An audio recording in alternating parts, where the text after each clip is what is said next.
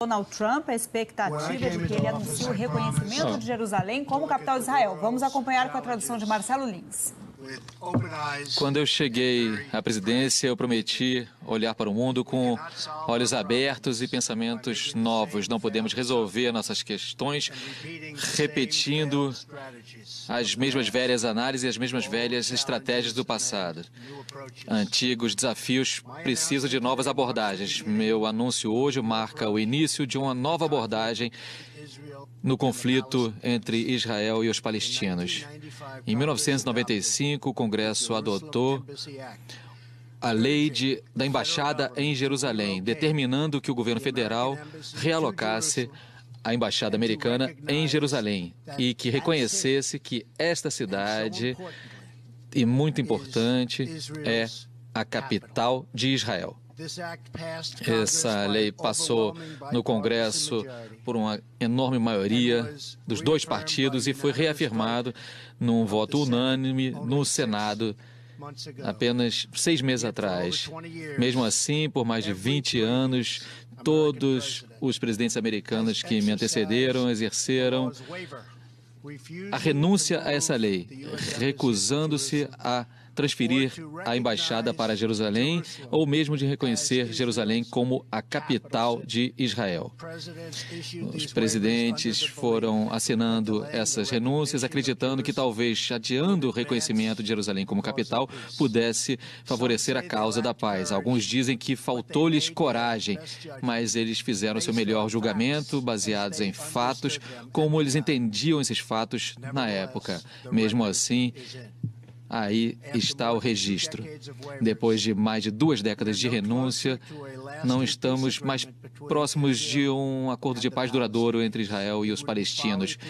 Seria absolutamente loucura acreditar que repetir essa mesma fórmula exatamente produziria agora um resultado melhor ou diferente. Por isso, eu determinei que chegou a hora de oficialmente reconhecer Jerusalém como a capital de Israel. Enquanto presidentes que me antecederam fizeram disso uma promessa importante de campanha, eles não cumpriram isso. Hoje, eu estou entregando o que prometi. Eu analisei e julguei esse tipo de ação como sendo no melhor interesse dos Estados Unidos da América e também na busca pela paz entre Israel e os palestinos. Isso é um passo que já deveria ter sido tomado faz tempo para avançar no processo de paz e para chegar a um acordo duradouro. Israel é um país soberano, com direito, como qualquer outra nação soberana, de determinar aonde fica sua própria capital. Agora, assumindo que isso é um fato, é também uma condição necessária para chegar à paz. Foi há 70 anos que os Estados Unidos, sob o presidente Truman, reconheceram o Estado de Israel. Desde então, Israel fez a sua capital a cidade de Jerusalém, a capital do povo judeu estabelecida em tempos antigos. Hoje, Jerusalém é a sede do moderno governo de Israel.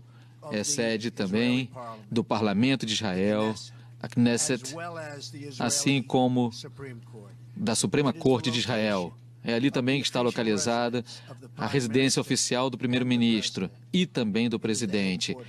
Fica ali também o quartel-general de muitos ministérios do governo. Por décadas, presidentes americanos que visitaram a região, secretários de Estado, militares, também encontraram com seus parceiros israelenses em Jerusalém, como aconteceu comigo quando eu fui a Jerusalém no início do ano. Jerusalém não é apenas o coração de 3 grandes religiões, mas é também o coração de uma das mais bem-sucedidas democracias do mundo. Nas últimas 7 décadas, o povo israelense construiu um país onde judeus, muçulmanos e cristãos e pessoas de todas as fés podem viver livremente e praticar sua fé de acordo com a sua consciência, de acordo com suas crenças. Jerusalém é hoje e precisa continuar sendo um lugar onde os judeus rezem no Muro das Lamentações, onde os cristãos caminham às estações da Cruz do Calvário e onde os muçulmanos também rezem na mesquita de Al-Aqsa. Mesmo assim, por todos esses anos, presidentes representando os Estados Unidos declinaram da obrigação de reconhecer oficialmente Jerusalém como capital de Israel. Na verdade, nós desistimos também de reconhecer qualquer capital para Israel, mas hoje finalmente reconhecemos o oposto. Jerusalém é a capital de Israel. Isso não é nada mais nem menos do que o reconhecimento da realidade e também é a coisa certa a ser feita, algo que tem que ser feito. E é por isso, consistente com a lei da Embaixada em Jerusalém, também estou determinando que o Departamento de Estado comece os preparativos para mudar a Embaixada de Tel Aviv para Jerusalém. Isso vai começar imediatamente o processo de contratar arquitetos, engenheiros e planejadores para que, quando a Embaixada estiver pronta, seja um tributo magnífico à paz. Ao fazer esse anúncio, eu também quero deixar claro um ponto.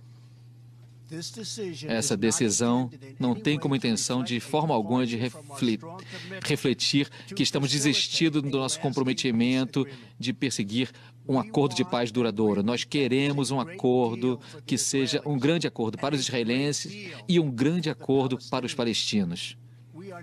Não estamos tomando uma posição de reconhecer nenhum status final, incluindo aí também os limites específicos da soberania israelense sobre Jerusalém, nem a resolução sobre as fronteiras contestadas. Essas questões ainda ficarão a cargo das partes envolvidas. Os Estados Unidos continuam profundamente comprometidos em ajudar a chegar a um acordo de paz aceitável para os dois lados.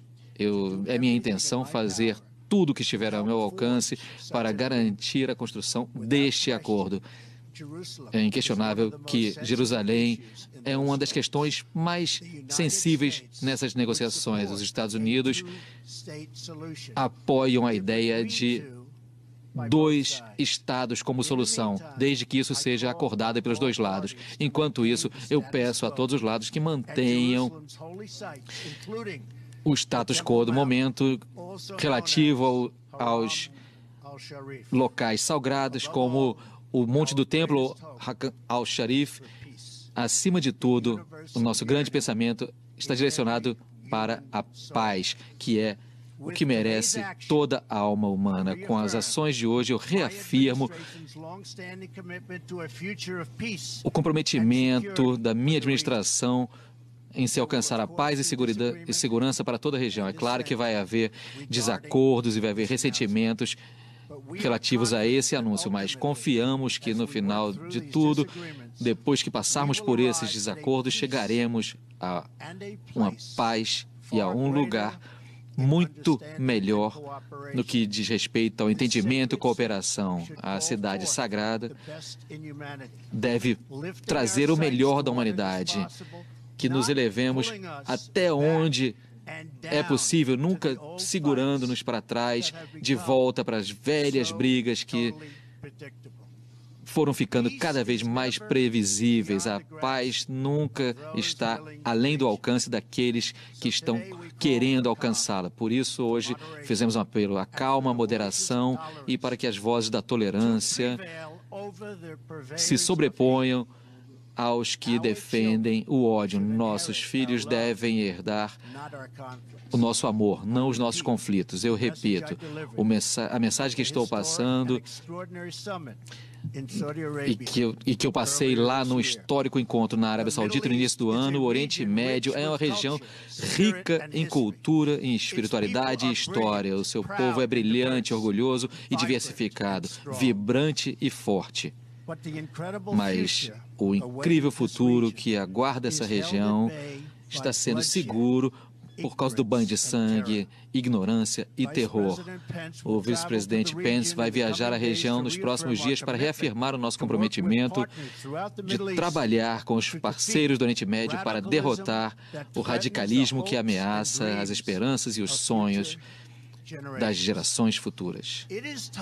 Chegou a hora para os muitos que querem a paz que expulsem os extremistas do seio deles. É tempo, a hora é chegada para que todas as nações civilizadas e os povos respondam aos desacordos com debate razoável e não violência.